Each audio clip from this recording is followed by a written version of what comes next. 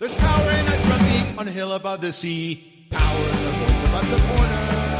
But it all amounts to nothing. Together we don't sing.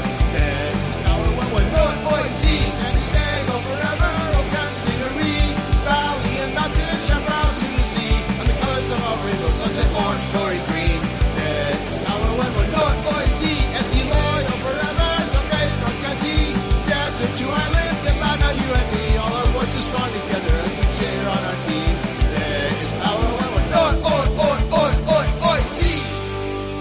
Welcome to the Loyal Locals podcast. Yes, we are still trucking along with the podcast. And even though we don't have a club still to speak of, there is a lot of soccer in San Diego that we're going to touch upon. Also have some big supporter group business to get to. Like I mentioned, we don't have a club to support. So that's a big decision coming up. And to preview the Congress meeting that will be taking place this week is our producer and member of Locals Congress, John Cross. John, big week. Andrew, how are you doing? Good. Ready to take the next step. Ready to go into the future and whatever that may bring.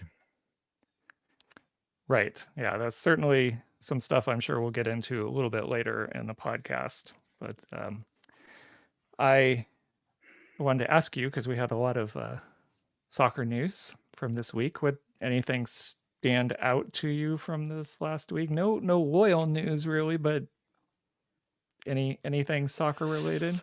I think I think we should get to soccer, but I think we should first just acknowledge the death of the Padres owner today. Yes. And kind of get that off the top. So I'm not super plugged in with baseball. It's not really my sport. But I do know that the Padres used to have the lowest payroll in baseball and were terrible. And now they have the highest payroll in baseball. And, well, last year they were good. And last year's playoff run was the most fun I've had as a fair weather Padres fan. I'll admit it. Got a lot of ball caps, but Yeah. That run, that series against the Dodgers, like I'll never forget not being able to get tickets to the game, but still going like to the gas lamp anyway and being in that environment. And that's all because of Mr. Salah, right? Like, Yeah. The team announced today that he's died. Right. Died this morning, and that is a huge blow to the San Diego sports community. I mean, definitely if you're a Padres fan and baseball fan and enjoy Padres and baseball, but I think for everybody else, it's huge when you lose. I know in our Discord we have a lot of conversations about billionaires. For anybody who's ever seen those threads, but You love him. This was an owner who seemed, from me, also being someone who's not a regular attendee to Padres baseball, but seemed to get the community, right, and was in touch with the community, and that's what you like to see with an owner. And I have no idea what's going to happen with the Padres moving forward because I don't know enough about the organization. But on the surface, that's just has to be a huge blow for the organization, the fans, and of course his family, right? So I don't want to make this just about the sport and baseball, but just a huge blow to San Diego sports. Yeah, absolutely. So moving on from the sad news of baseball to the sad news of soccer in San Diego, where our teams, one of them is withered away and the others have lost in the playoffs. So of course, we talked last week about the Wave losing in their conference final. We did host the NWSL final last week. I mean, who won? I don't even know. Gotham won, New There York, you New go. Jersey. And Um, that's not even a real city. Like, it's crazy. Um, well, I'd like to give a huge shout out to Tiana Jensen, who probably a lot of people don't know. But way back when the NC Battalion were around here in San Diego, that's when I first started getting involved in, I'll say professional soccer, but it was lower league soccer, what we'd consider loosely Division IV. They played in the MPSL. And then they migrated to what is now USL2 and became the Southern California Surf, and played in that, which was the PDL at that time. But Tiana Jensen was the director of operations for that team, and she has since gone on and had several jobs in soccer. And I believe is the director of player development over there at Gotham. So huge shout out to Tiana, I guess and she did a glad to good see job, right? Like, they won. she was awesome. I absolutely awesome. She held those lower league teams together and did so much work by herself, and was only a matter of time before bigger clubs and bigger teams discovered her potential. And good to see that she's working and performing at the highest level. So I just wanted to give a huge shout out to her, since she started her professional sports career here in San Diego before she moved on. Like so many in pro sports, uh, they started here and then they move on. Move on somewhere else and become successful. Yeah. So But continuing with let's stay women's, with in the women's game and talk about the yeah, new coach of the U.S. Women's National Team, which I guess they really needed a new coach, right? yeah, they've been without a coach for a while, and I don't think. I mean, I think it would be fair to say that the general consensus was people were not happy with the previous coach, um, and especially with our performance in the last World Cup. But it just seems like we weren't as strong as we've been. And I remember seeing some names thrown around of candidates they were looking at that I was like, they're okay. And then it seemed like out of the blue, they selected Emma Hayes, and I don't think they could have picked a better coach for the US. I am absolutely thrilled with this hiring. I could only hope and pray someday we could have the equivalent kind of hire on the men's side. But this is huge. Well, She is one, does absolutely one anybody of the have any best coaches. cousins or brothers or brothers-in-law? Maybe I know that the men's side likes to keep things in the family, so maybe we just Little need the right nepotism. Yeah. you just need the right relative connected with U.S. soccer. Maybe somebody's I think, has a common ancestor with Pep Guardiola, and yeah, when he gets tired of that oil money, he'll come and work his magic on the U.S. national team. maybe. Emma Hayes is, it just, that's, that is a great hire. She's a fantastic coach. So it'll be exciting because we have, for the first time ever, the women's Gold Cup will take place, and it's going to take place here in the U.S. in the spring.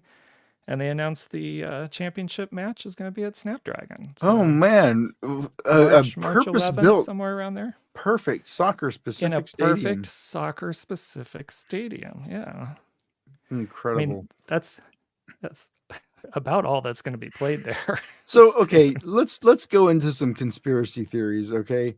All right. What's the deal with US Soccer and Snapdragon Stadium? Oh, I think the obvious conspiracy theory is helping to raise awareness and boost interest to get ready for SDFC. But I don't US think it has Soccer much to is a do for the separate WAVE. entity from MLS. How or why would that be in US Soccer's interest, being a separate Yeah, entity? on paper. I mean, didn't They're Nashville just build like an incredible purpose-built soccer-specific stadium that looks incredible? Looks like it has a great atmosphere for the sport. yes, they did. There's shade. Uh, It's got like the cantilever roof and all the uh, something you might, I don't know, if you were going to purpose build a soccer specific stadium, the kinds of things that you might put into that stadium exist in Nashville. Now, I'm not a Tennessean, okay? Davy Crockett, fuck that guy. History remembers him the wrong way. He's been lionized by like boomer specific TV shows in the 50s. This all goes way back to glossing on the Alamo. Anyway, Davy Crockett came from Tennessee, failed congressman, failed politician, a real failure, a real loser of a guy who found his way to Texas. But anyway, Tennessee, I don't support them. But you know what? Their stadium, I mean, if I was, I don't know, looking for great soccer venues and I'm looking at what's in Nashville. I'm just picking Nashville out of because I know they have a stadium. Like I don't know anything about these stadiums, but I know that one. And then I look at Snapdragon, the college football stadium. And I'm like, where should I host? I don't know, every single event on my calendar in the next year. I don't know. Maybe I split them up. Maybe I don't. I don't know. I'm just off on a tangent, I guess, conspiracizing on why we keep getting all these events well, I guess it's, we keep saying it and the answer should be obvious because we have a perfectly purpose-built soccer specific stadium. I think Jeff answered it right here. U.S. Soccer's interest in Snappy Snap probably has something to do with the flow in San Diego. Yeah, something's flowing. That's absolutely for sure. But so, Gold Cup, Women's Gold Cup. It's going to be here. Yeah. On the plus side, we're getting soccer, and we're coming into a stretch just in the U.S. where we have a tremendous amount of soccer coming up. Right, we're going to have the Women's Copa America coming up next year, or sorry, Gold Cup, and then we're having Copa America also next year, and then now I'm forgetting what 2025 is, and then 26 the World Cup, and 28 is going to be the Olympics in LA. I mean, we have just a series of years here of international soccer, especially in Southern California. We may, I don't know how many games, I guess I should say, that we're going to get in San Diego, but just within no World Cup driving games. Distance, we're going to get quite a few things. But yeah, probably no World Cup games. I don't know. Maybe Rose Bowl might sneak back into You know what? They should here. You know what? They should have the dang. They should host a World Cup game down in Tijuana. I think that at the Cholo Stadium, I mean, maybe they'll finish it if they were to announce. That would be incredible. Not Snapdragon though. I don't think their security could handle a World Cup. That would be a bit from much, all the stuff I hear about the security there. They need some educating before things go too far along. Yeah, that's going to be hard. So yeah, and there was just a Gold Cup final, or was it the semifinal? Yeah, in Snapdragon. Right. I know because I was there, and absolutely cooking in the sun. I mean, I've cooked in the sun at Petco Park before, and it was unpleasant. I don't know what it is about. Maybe because it's Mission Valley, right? Like, yeah, I think you're not as close to the water. My goodness, that Gold Cup, I mean, was just bad. The worst like live sporting experience I've ever had. It was miserable. I was just sitting in my seat. I mean, I'm not the smallest guy, but I was just. I'm not going to paint the picture for the audience. You can imagine the moisture. Yeah, it was not fun. But hey, at least we're getting all of this soccer here. These opportunities to go and see these players who, well, until 2025, they're players of their caliber were never going to play here, at least on the men's side. So it is opportunities to see some really good games. And speaking of some men's players, some former Loyal players, we did hear where Grant Stoneman is going to land. Did you see that at all? Barcelona, I can't believe it. He got the call up. He's going to Rhode Island, so close because he's going to be with Koke out there in Rhode Island. So they picked up another Loyal player. The rumor I've heard, don't know if it's accurate at all, that will not be the last Loyal signing, which wouldn't surprise me because Rhode Island's just starting up. They're going to need players, and there's a handful of players who are, available. So I wouldn't be surprised if quite a few players eventually land. Some of them are pretty good too. Some of them are pretty good. They play together. So yeah, that's exactly what you do. If you're Rhode Island, you're like, okay, how many of these players can I just plop into my team right now? Who can I afford? And if you're ever really want to know what's going on with all the Loyal players, the most recent ones we had from Team 4 here all the way back to Team 1. If you haven't seen yet in Discord, Corbin Williams has done a fantastic job on this thread of the Loyal player tracker. So if you haven't seen that channel yet, go in there, and he's helping all of us stay up to date and keep all the information updated for where all our, I'll call them current for the ones who just finished, but current and past Loyal players, where they are, where they've been, and where they're going to end up. So if you like that kind of minutia of detail and following those players, go check out that channel if you haven't had a chance in Discord. Some really exciting, I think, there's some players from Loyal, at least one. I mean, more than one, but I think there's some very exciting things coming for some of these players, some exciting opportunities, and I can't wait to see where people land, because I think there's going to be a lot more to come, right? Right. And then if we stick with USL, we of course had the championship match. Any thoughts about the championship match here? I thought the season ended a few weeks ago, right? The USL season. Did they keep playing games after Loyal loss? I mean, I assume so, right? They did. And I know and for anybody who's been in a cave and didn't know, Phoenix eventually won their championship. There was a lot of discussion in Discord about that.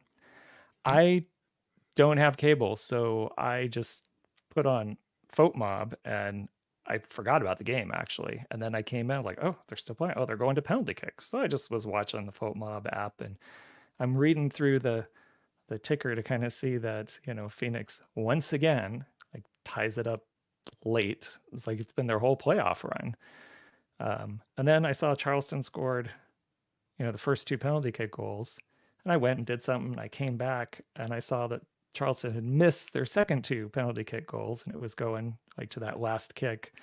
And then I was waiting to see the result, and all of a sudden the match statistics popped up, and I was like, PKs are such, well, can I just say, it's bullshit. Why don't you just flip a fucking coin? Like, you might as well. It's such a bullshit way to decide a champion. And I think even if you are on the winning side of one, you've got to kind of be like, yeah, I mean, we could have flipped a coin, I guess. But there have been some very thrilling, I will say, I'm going to put an asterisk on this because I think it was a year ago, maybe 2 years ago. My concept of time is warped, but there was not the Champions League, but the Euro League, the Europa League, right? The one below Champions League. They had a final that went to PKs, and it went like all the way like to the goalies having to kick. To the goalkeepers, yeah. It was incredible. Okay, that was good. If you do that every time, I'm in. But yeah, I don't like the deciding on PKs. It's just too much chance. And I mean, I guess the game's gotta end at some point. And if you just keep playing, like, you can't just keep playing forever. No, unfortunately, you cannot. That's why they should bring back the golden goal. maybe, or but make I them don't know. do the old MLS style penalty The kicks where they 35-yard do it shootouts. like hockey. Yeah, Yeah. let's just mix it up. I mean, look, the NBA is doing an in-season tournament. Like the NBA is not afraid to experiment with stuff. Like, let's just mix it up, do something crazy. Why not? One season, golden goal. Let's go. The NBA is taking their cues from World Soccer to do a league-wide in-season tournament. I like it. I'm into it. I don't know. Yeah. I think it's gonna I think I imagine it will stick. I don't think it's going to be a one-off. I think there's going to be it just as we know from soccer around the world, it generates more interest because Mm-hmm. you might have a team that thrives in the tournament just like we see in the Open Cup. You may get a team that isn't doing so hot in their league. They're maybe not going to challenge to win the title or in the US a supporter shield type title. But they might be able to pull in a trophy through the Open Cup because they have a good run of form there. So I think it generates some additional interest during the season besides just the league play, or Mostly besides what just it's done is playoffs. it's given people a reason to talk about NBA regular season basketball in November, which is when you have an 82 game season is always a Right. challenge competing Yeah. against the NFL. So I guess that it's already achieved its purpose because we're talking about it on our soccer supporter podcast. On our soccer podcast, yeah. Speaking of podcasts, I wanted to ask you, for those who didn't see it, we had a lounge episode last week and we had a special guest on there, James Stout, which you had arranged and brought on. I just wanted to get, now that it's been a week, your thoughts about that lounge episode. Sorry, you froze for a second. Oh yeah, no. Okay. So yeah, I thought it would. I mean, I could have talked to James for much longer. I thought that all of his insight into some of the history of not just supporters, but into the game itself and how some of these groups and these fan cultures evolved was really informative, and especially juxtaposed to the game in America and like why we want it to be a certain way and why it's not quite, and the reasoning behind some of the stuff that goes on kind of behind the scenes with supporters. I thought was um, just really, really great. And it's something that I hope that everybody who is part of the supporter community, not even just in San Diego, but I think that supporters from any club in the States could take something away from that interview. I thought it was really, I thought he just had so much knowledge and so much to share. It was really good. Nice to hear. It was good. I'd love to have him back on at some point. He did offer up a bunch of books. Have you picked up any of those books, or you started reading any of them? I haven't. I am, I'm embarrassed to say, not embarrassed, but I mentioned it on the podcast before, but I am playing Starfield right now. A lot of Taking my up your free time is, sucked into that game, but eventually I will get bored of it and get back to my reading, which is listening to audiobooks, which is the way I read nowadays.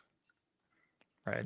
I think a lot of people do that just time, to be able to squeeze that kind of thing in when you're doing other activities. It's great for You let like me know. doing dishes, doing laundry, like That's when I listen to my podcast. Yeah. the housework is when having an audiobook really, I seem to clean a lot more when I'm got like a good book to listen to. So Right. Well, when you're ready, let me know. We'll I'll read it with you. Maybe we can do a book talk or something. All right. yeah, I definitely want to read the to one that read it. he recommended, the 1312, right? Is that the one? Right. That's the one I want to get. Yeah. All right. I think that's So kind of most of our recap stuff. now we can get quick to announcements. The good stuff. Oh, let's do the announcements and then we'll get to the good stuff. Just a quick couple reminders. The shop is closing. I think everybody knows this, but it's Everything Must Go sale this Saturday. So 12 to 5, I believe, are the times. It's the information's all in Discord, but Man. final chance to pick up anything. If I don't If know somebody what's wants to left, pick me up a little file cabinet, I really need a little, like the 2-drawer like a stacked. 2-drawer. Yeah. Yeah, and I'm gonna be in Phoenix. I'm not gonna be able to be here. So if anybody Oh, you're happens, celebrating the championship secretly. no, my kid is playing in a showcase for 3 days. So yeah, Yeah. returning to the land of the, well, the risen sun, the beating sun. I don't know how hot it's going to be, Right. but yeah, yeah, the 2-drawer. I know I saw one in a picture from in the office. I was like, man, this might be my chance to get me a file cabinet. I'm so disorganized, but anyway, we'll put a button in that. Yeah, so if anybody, I'm sure there's going to be a few people down there, even if they're not buying anything. I've heard chatter about people just showing up just to hang out and do final goodbyes. So keep that in mind if you're free on Saturday from 12 to 5. But also, unfortunately, we have another Everything Must Go sale, and that's for Second Chance Beer Company at their Carmel Mountain Ranch and I believe North Park locations. Definitely their Carmel Mountain Ranch location. I know there's information again in Discord, and that's coming up over the next week. I don't have all the information in front of me. If you weren't aware, Second Chance Beer Company was our partner who helped us out with Man of the Match, and they provided the beer for the growlers um, all this season, and I think a little bit into last season. I can't remember when it officially started, but we really huge shout out and thank you to them for partnering with us. They gave us space to paint tifos before. They've been fantastic partners with for us, and it's really sad to see them having to shut down because they're, like so many places, leases are coming up, and when they come up, the price the landlords are charging are outrageous. So, or they can get more money for someone else moving in or something, and it's sad to see them have You to know, close it's shop. it's really a shame of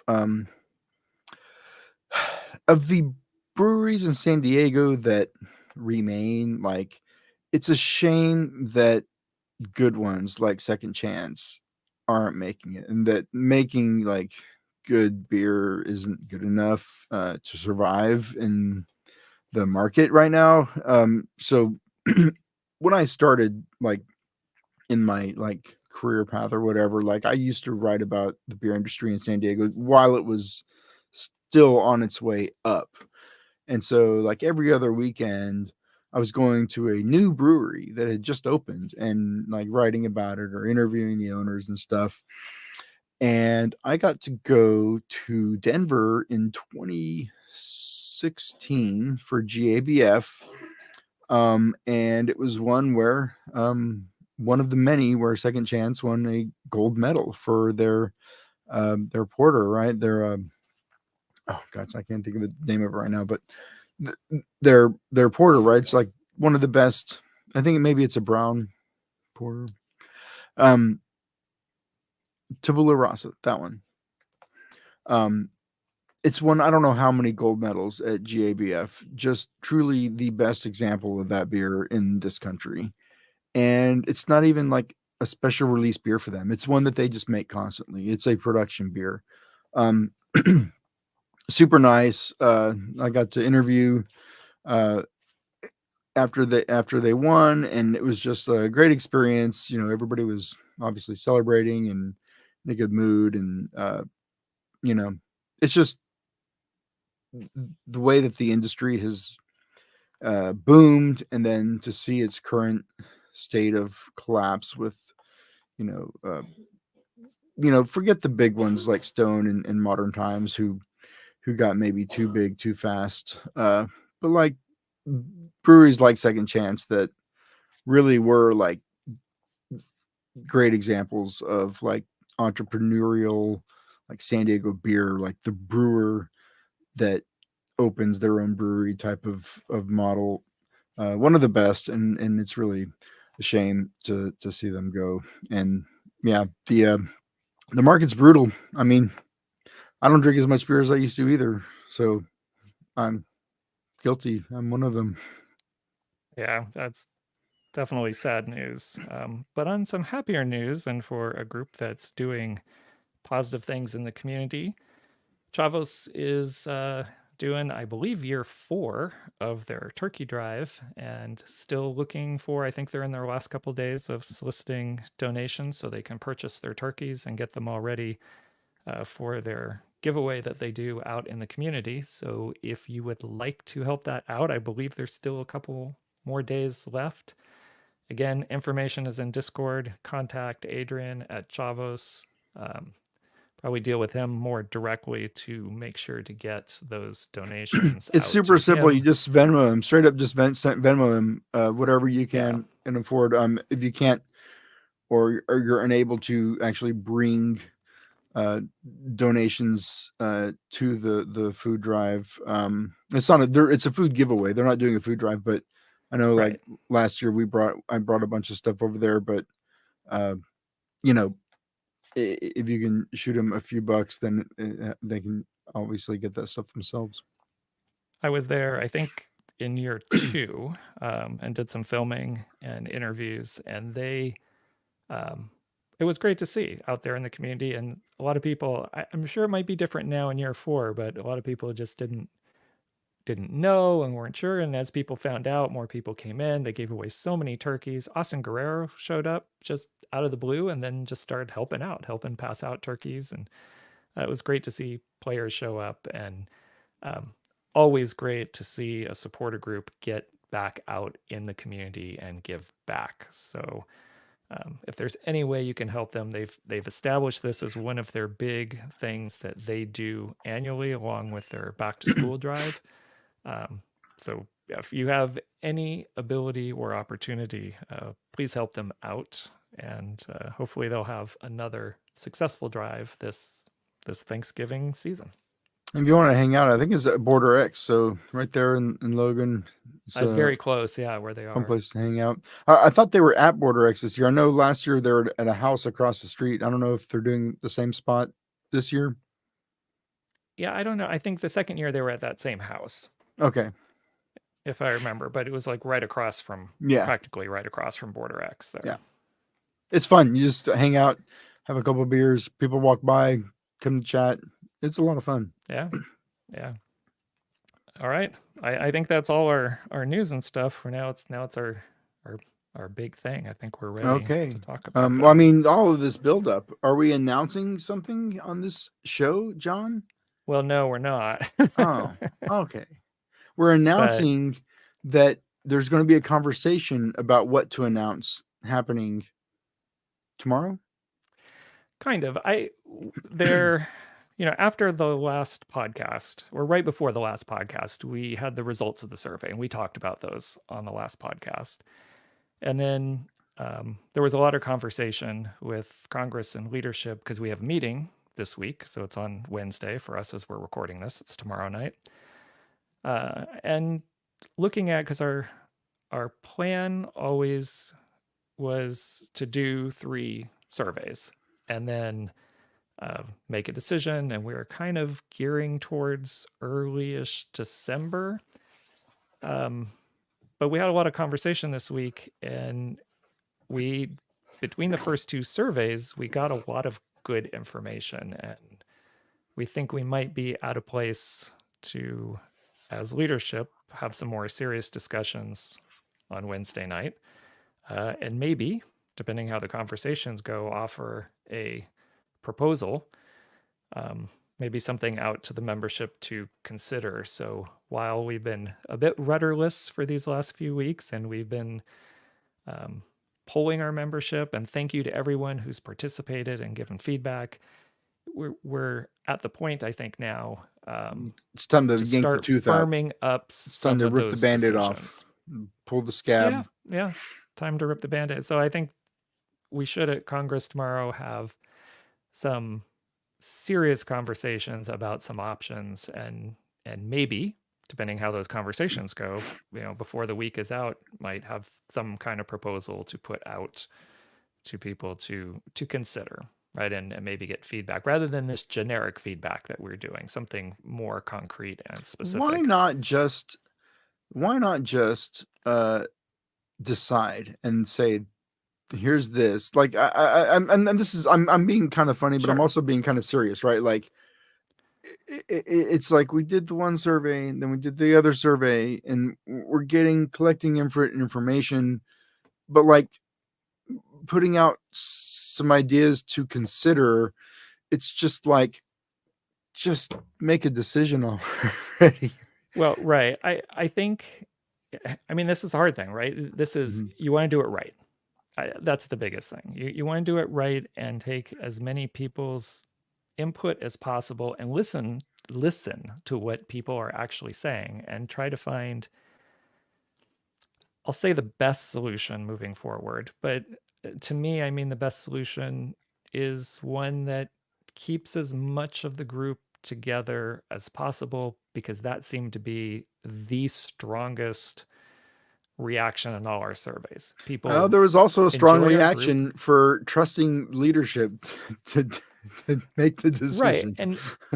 And ultimately leadership has to make the decision, just the way our bylaws were. I mean, it ultimately has to be leadership, but rather than leadership just picking something and going, which we could have done weeks ago, right?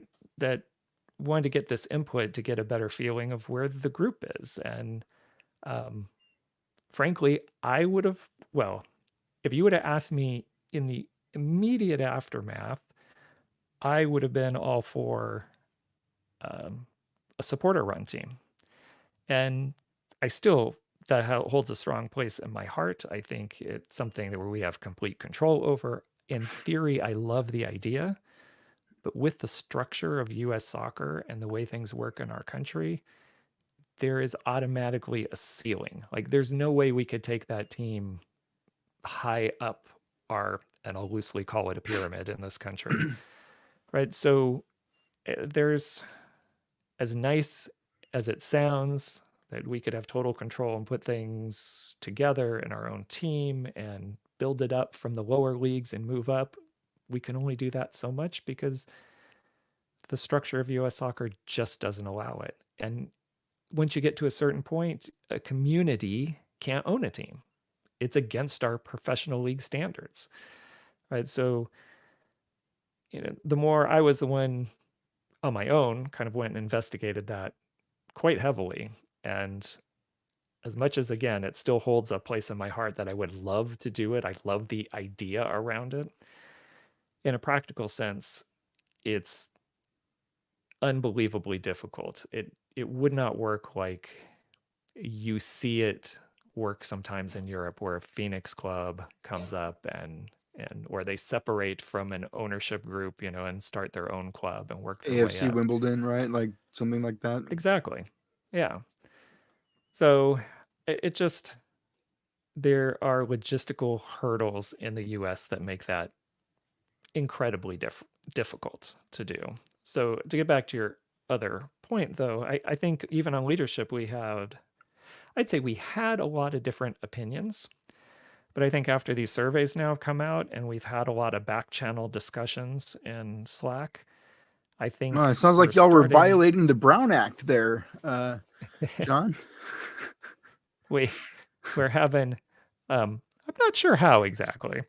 Couple Brown Act violations. It's not an agenda So item. I don't know if more than two members can discuss something that will be put on the agenda in accordance with the Brown Act. But I'm just, it's the locals are not beholden to the Brown Act. I'm just kidding.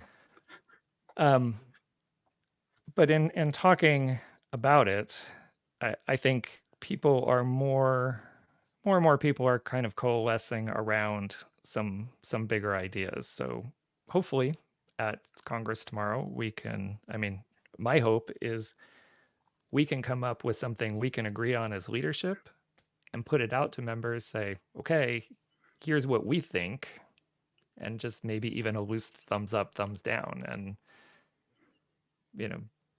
and see where we are. I'm pretty confident with the survey results and at least one of the proposals that has been put forward. Um, it I don't see it having huge sticking points because we kind of need a direction and then kind of work out the details also a little bit as we go. Because as you've made a comments repeatedly, we're a little bit rudderless right now, and we need As to. long as when the We, decision is made, I want to see Steve sitting behind a table and he just pulls out a hat and puts it on his head like college signing day. do the reveal. Just declare for whatever the club is going to be supported, if that's the route we go. Something like that, I think, would be theatrical enough for my taste. I think something like that would be nice. And I think what we learned in the survey is it's a little broader than just picking a team. There are strong feelings about, being supportive of soccer in San Diego. And actually, speaking of that, there's one announcement I forgot. I have strong feelings about supporting soccer in San Diego too. But I mean, that's me as an individual. The entire supporters group that takes time and effort and money and organization and volunteers. Right, and that's the other thing. It takes time. However you pivot, there are things. As much as people enjoy an off season, there's still things that need to be done to get ready for the next season. So hopefully at Congress we will have some discussions, and my goal is to hopefully we come out of there with a plan, and then if we do, there's an outside chance that we could talk about it on a special Thursday podcast, but we may just I don't know. We have to wait and see, because we're not going to have a podcast next week because of the Thanksgiving break. So, it depends. It really depends what happens at the meeting on Wednesday, right? Well, so if we can't do Thursday, I don't know. We might need to. We could pre-record something if you're going to be gone Tuesday. I feel like my fear is that the people who consume this podcast via either streaming or listening on podcasts, I feel like the longer we go from the death of Loyal, from burying our club, right, the more people are going to drop off and lose interest in maintaining contact with this community, because the common ground that binds our community together is gone. And unless you like, bitching about billionaires on Discord, there's not as you know what I mean, like the thing that the glue's gone. So I feel like time is the enemy, right? Like like as soon as we hit Thanksgiving holiday, it's like people check out like for the year. I mean, I've got all kinds of stuff coming up that I'm gonna be focused on, and I don't have a vote. I'm not a member of Congress or leadership or anything. But if I did have a vote, I do have a little bit of a platform, right, to kind of lobby for what I think, right? But I think if we can do something, I'm flying out on Thursday, but if you can't put a pod together Thursday, we can figure something out to put out early next week, even if it means pre-recording something. Yeah, I'm sure we can do something. Again, a lot of it depends what actually happens at our meeting. But again, I am hopeful we can come out with some kind of plan to have a direction moving forward, so that we can stop the collection of information and start moving. And frankly, whatever we choose, some people will choose to go a different direction.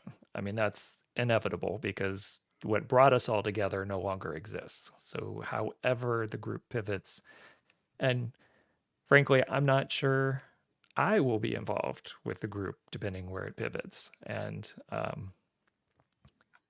we'll see what happens. I don't believe you, John. I'm going to say I don't believe you. I don't believe you. Yeah. You love this. You love this. the Yeah, the but I have soccer other things world. I could do also. I do. I enjoy it. As I told everyone in Congress, my big goal was to finish out this year and try to help this transition. Whether I'm a part of the transition or not depends on what we eventually decide tomorrow night, or part of what happens after the transition. But I will see the transition through to make sure, like, wherever the group decides to go, it gets off on a strong footing in that direction. And then we'll see. So I hopefully we can have something to talk about in a couple of days, and we'll see what happens at the meeting. Okay, so stand by to stand by, right? That's the Yeah. message. So I'm sorry if I edged y'all too much in the beginning. There's no payoff in this episode. The announcement is that they're going to talk about it tomorrow at Congress, and a Yeah, decision but I think will more be than talk. Yeah. okay. Okay. I think more than just talk about it. I mean, to use the USL Pro Rel thing, we're not going to just talk about to see if there's something. I think there's some serious talk to make a proposal at the meeting and vote on Okay. it. Well, best of luck to everybody at that meeting. I'm glad I don't have to be there because Yeah. it doesn't sound like a lot of fun. So good luck, everybody. As long as the decision you come to is the one that I support. So Well, we'll see, right? all right. Well, I think that's everything for this show. Next time we get together, we're going to have some sort of announcement. For real next time. I think we will, yes. All right. Okay, so just keep an eye on Discord, keep an eye on the socials. If we do decide to do an emergency pod, that's where it will be announced, and we will see you then. All right. Good night, everyone. Bye. Any day or forever, oh, consider me.